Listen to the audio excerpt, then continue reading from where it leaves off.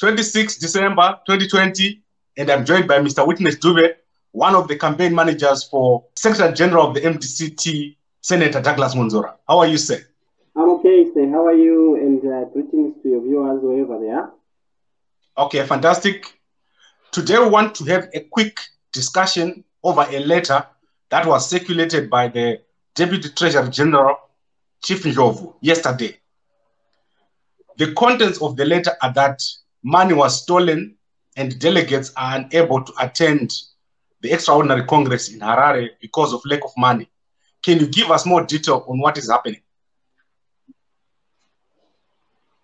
Oh, well, I also saw that later, and it was a shock, but at the same time, it was a surprise coming from Chief Ndlovu, who, you know, it was to be expected from him. It was a shock in the sense that the World Treasurer wants everyone to believe that money would be stolen from the party by supposedly by one individual, making it look like MDC is a party with a corporate account that can be solely managed by one individual. That is not true. That is far-fetched. And the timing of that volunteering that information on his part shows that there is a motive behind it, and it's targeted at smearing one of the candidates and you know, misinforming the delegates about one of the candidates. But the facts are that money in the MDC is not managed by a single individual.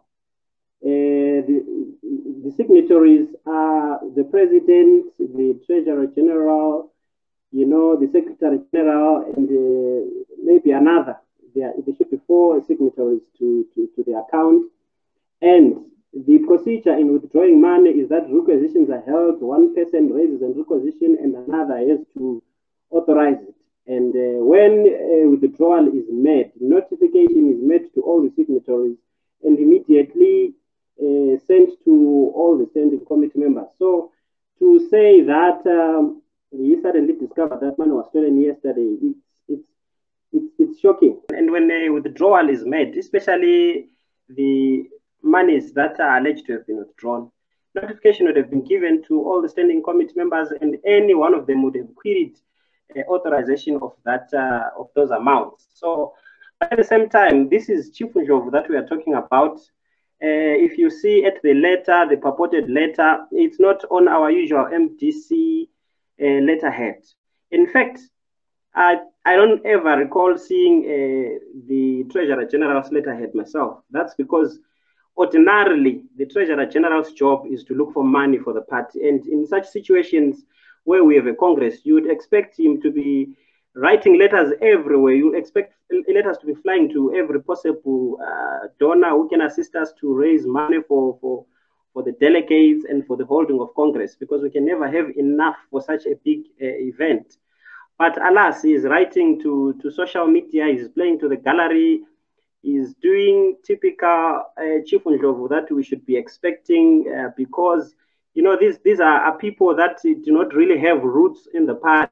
You would recall Chief Ndlovu came through the party in 2014 together with one other officer who is a regular here in your show from South Africa, and you know, they were bogged by allegations of having just railroaded their way into the South African province way back in 2014, and that issue was never settled until Bebe, who actually could have given us a good explanation as to how they ended up as provincial executives, left the party. So these are people that do not actually appreciate how the party machinery works. They've got their own letterheads. They report to social media. They play to gallery. These are people who were essentially, you know, social media trolls until they were co-opted into the standing committee. So we are shocked by their culture because we are not used to it. But at the same time, when you realize that it's coming from such characters, you really do not get surprised at the end of the day. But the fact of the matter is, the account is run collectively. It's a corporate account. No single individual can make such huge withdrawals without any dependence on any other official in the standing committee. He is saying on the 18th, a number of withdrawals were made. What were these withdrawals? That information will not be readily made available to the public, because management of party funds has got a security dimension, a security side to it. You will not have any party at all, no matter how good, no matter how transparent that party is. You will not have a party readily address itself in public in terms of how it conducts its business, because those are matters of strategy, those are matters of movement, vital movement forward for the party. So if you are not in the standing committee, if there has not been a serious violation which has been established by the correct organ, which is the standing committee, you will not have that information being made public. So I'm not going to speculate and start thinking and saying how much could have been withdrawn and such, because it has never happened in the MPC. I've never seen it happen in any other party. And we should not expect the party to address itself only because Chief Ndlovu has decided to play gallery a day before Congress. The timing of it, after the standing committee on the 24th, no such information was volunteered even from his part. Then it just shows up on a day before Congress. It's clearly meant to tarnish the image of one candidate. The fact of the matter is, if there was a problem, a standing committee will resolve and recommend to the national executive, and such information will find itself to the proper organs of the party for proper discussion and engagement. As of this moment, he's playing to the gallery, and we should allow him to do what he's best at, instead of looking for finances actually to assist the party. Okay, but Chief Ndlovu is not the first person to raise this allegation.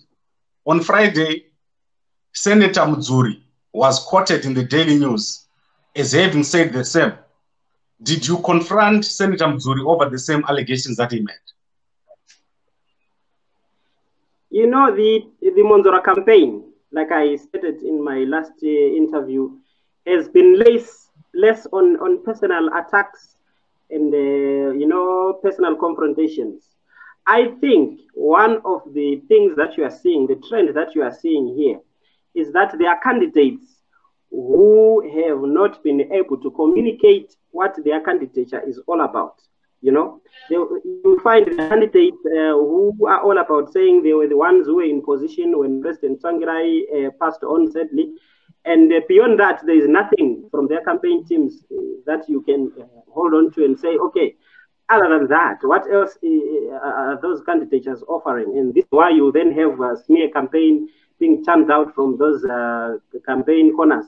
And, sadly, somebody who actually was beginning to convince, or had tried to convince some that is running a sober campaign, a campaign or mature campaign on maturity and the unity of the party and such stuff, is the one now who is also resorting to smear campaign. And, you know, the timing of it also is to be questioned. But you would read from what MDC Alliance Secretary General Charlton Wende said, when he said that their members should not come to our EOC, you then read that, you know, these are people that were hoping for a sympathy vote from MDC Alliance, delegates coming and involving themselves in this MDC Congress. And now that, Charlton Wende is closed out that channel, or that possibility for them to get those votes, they are frustrated and they realize that they have no message, and the only message is to tear down at the only candidate who has a team, who has projected himself well,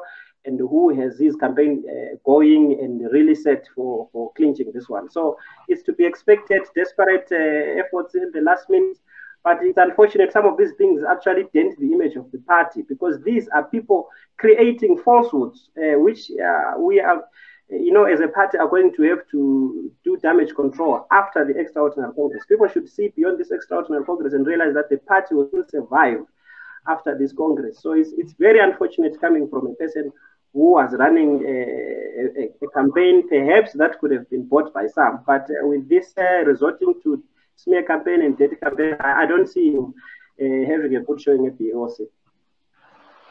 Okay, are you saying Senator Mudzuri and Dr. Khupe are now working together against the candidature of SG Douglas Mudzuri?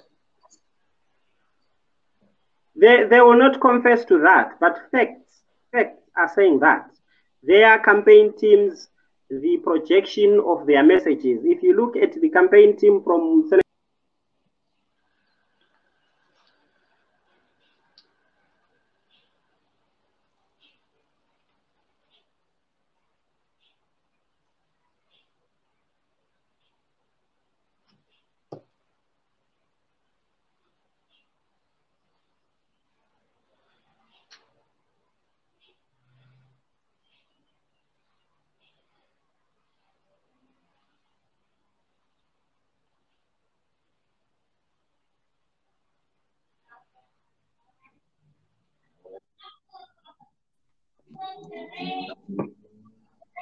Okay, you can continue.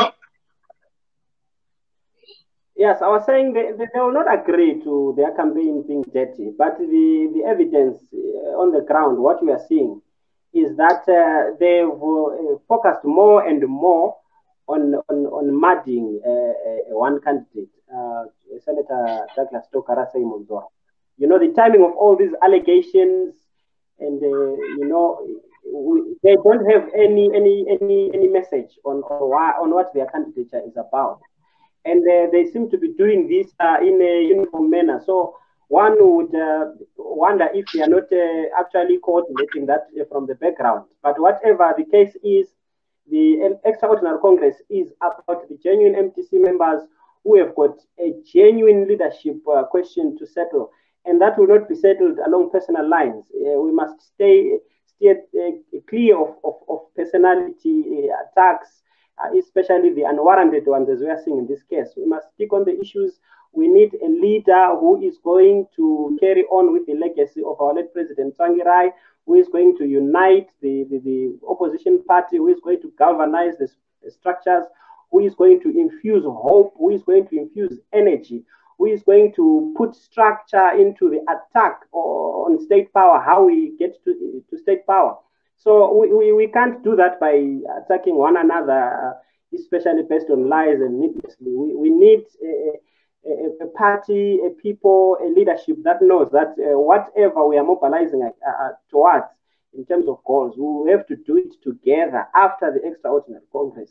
And we cannot start by tearing ourselves each other so that we give ourselves a huge task of then reuniting the party afterwards. Okay, so is the Extraordinary Congress still going on? Have all the delegates started arriving? Can you give us an update on what is happening? The Extraordinary Congress is still going on. It has got all the clearances. It's still at the Rainbow Towers in Harare.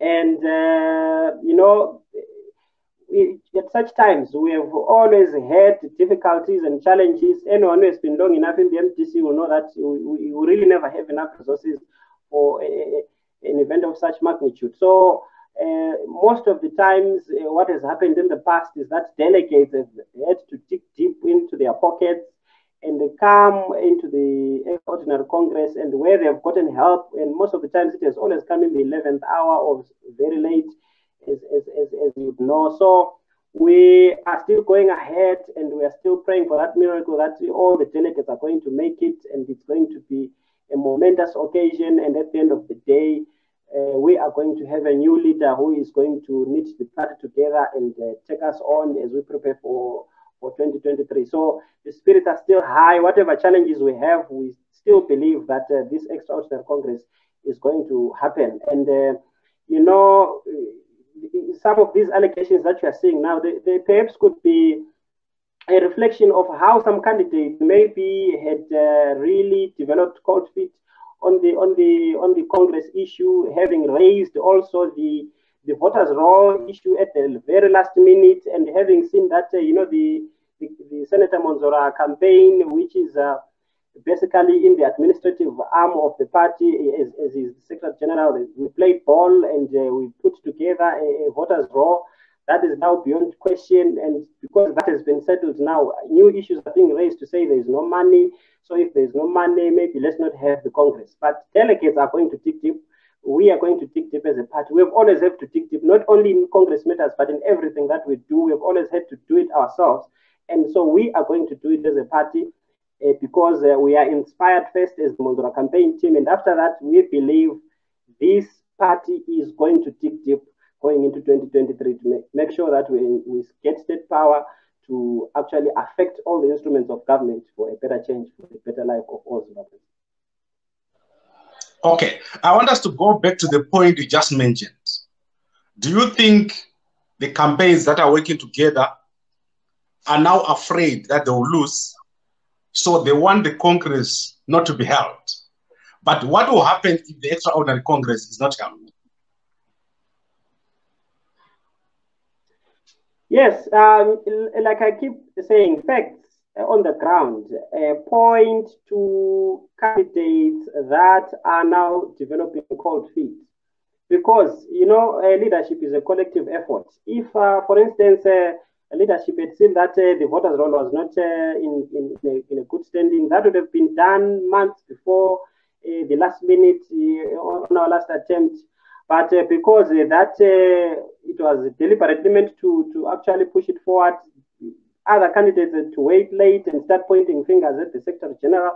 And now that the voters' roll has been put together, you see now a day before again now, questions are being raised about money, to say money was withdrawn, and yet, like I've narrated, monies are collectively managed by everybody involved. And if you go to the tradition of the party, you will know that we have never seen the letters from the Treasurer General's department, because at this moment in time, a Treasurer General will be the most stressed out of all the officers of Congress in the standing committee, because it will be their duty to actually make sure that the party has funds to carry out the Congress. But alas, the Treasurer General is still in South Africa, and one also officer who is a regular here is also still in South Africa when the Congress is tomorrow. And so you then see that there's no commitment really. You don't have to guess. It doesn't need a rocket scientist, as one communication guru likes to say. It doesn't need a rocket scientist for anybody to see that, there is no commitment from other leaders on this EOC except to throw spanners to the works. But it's going to happen, and Senator Douglas Mudzuri is ready for it, and the party faithfuls and delegates are ready for it. However, it happens, the venue has been secured, and everything, every system is set to go under the circumstances. So the EOC is going to happen, and the leadership is going to emerge, and it is going to move the party forward. Okay, but let's say they manage to derail it. What will happen if they manage to stop this Congress? It will be a very, very sad development, because we will be then entering into very uncertain legal territory. You know, I shudder to think of that. I don't want to think of that, because the extension for the EOC, the last date is the 31st of December, beyond which you will not know how the legal arm of government will read our situation. And so we don't want to open ourselves to a lot of, legal complications. We would rather this Congress happened set before the deadline, so that we know that we have cleared the problem. Because if we don't, we will have a lot of problems that will take us a longer time. Of course, for us, we know we are not. I don't have a legal mind to it, but to me, it sounds like after the 31st of December, the party will not have a president, an acting president. It will only have a vice president and going down. We will only talk of a Congress that has been delayed, but we will not have an acting president, because every legal foot that arrangement has at law, it would have ceased. And so we will have a vice president, and literally that means we will be leaderless. So we don't want to get there, and we are praying that we don't get there. Okay, so at the moment, if that happens, who will be the vice president? Is it going to still be Dr. Thokozani Khupe? I suppose, because she was the last person to hold that position, she will be the vice president, but she will not have acting president powers, because those were accepted to her by the Supreme Court. It's only the Supreme Court that extended her vice presidency to act as president this far, because her term of office as vice president even long expired. So I shudder to think how the law is going to read into this. That is why we are saying this EOC must happen on the 27th, because really after that, even I think the legal fraternity will have a new legal challenge on their hands, and they will have to also, dig deep into precedents to see how to actually properly interpret this issue. But what is clear is that after the 31st, we will not have a president because the acting presidency of the current vice president expires today, because this is the last day before Congress. And after 31, there will be no legal foot or any legal standing upon local stand upon which he can claim to be the acting president. So it will be new territory, and it will be open to different interpretations, and it may really open us to a lot of problems even internally with leadership trying to fill in a vacuum. In politics, vacuum is a very big problem. So we don't want to get there. So I don't think those that love the party, those that want the party to move forward, that do not want the party to collapse, we want to consider that as an option. We would rather have the elections on the 27th tomorrow and be done with the leadership question once and for all. Okay. Is it possible that if the MDCT leadership fails to agree, Chamisa could then challenge and come back to his original position before the Supreme Court judgment? Well, anything is possible with, Nelson Chamisa. He has shown that he doesn't do good gamesmanship in politics. He can do anything. But I think, for me, he will be offside because he has long refused to listen to the Supreme Court judgment. That has costed a lot of members in his party of their public representative duties as MPs, councillors, senators, and all. So he cannot, out of moral responsibility and authority, come back to say he is part of the MDCT again. I think he has crossed too many lines to even consider that. But Chamisa, he can do anything. He would want to cause confusion. That's his latest trait. That he's not a principled person. He always tries to rush and grab, and you can see him trying to do that. With this situation. But the truth of the matter is, the MDCT has to solve its leadership crisis. It has to solve its leadership problem. It was never going to be a problem if Chamisa had not done what he did. But we are here today. The Supreme Court judgment has given us a roadmap to ending it. And the 31st is the deadline, is the landmark upon which we should have answered that question. So if we don't want all these complications, we should have our Congress tomorrow, and rest assured that if we do that, the likes of Nelson Chamisa and any other person purporting to be leaders in the LPC will not have to go in avenue to abuse the party and to abuse, the vote of Zimbabweans who love their party so very well. Right, Mr. Witness Dube, I think we've covered this topic.